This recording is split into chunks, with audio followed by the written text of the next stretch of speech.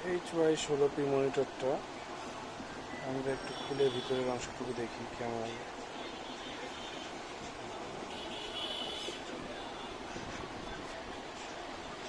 মনিটরটি আগে খুলে রেখেছি দেখার সুবিধার জন্য। মনিটরের এই অংশটা হচ্ছে এডিসি, এটা একটা HX710 আইসি দিয়ে করা।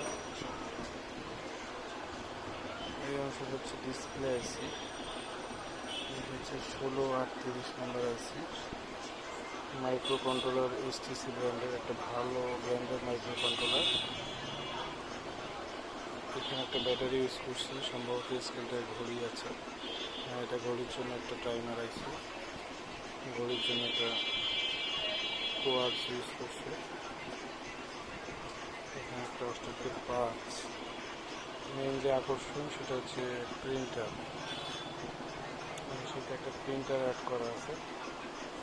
মোটামুটি মানের প্রিন্টার, খারাপ না। এখানে একটা 6 ভোল্টের ব্যাটারি ব্যবহার করছে, 6 ভোল্ট 4 অ্যাম্পিয়ার।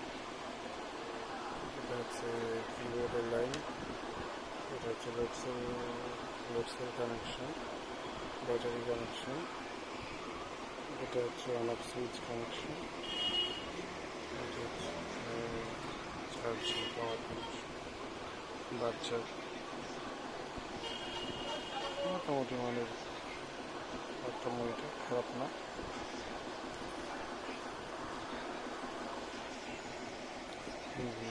ধন্যবাদ।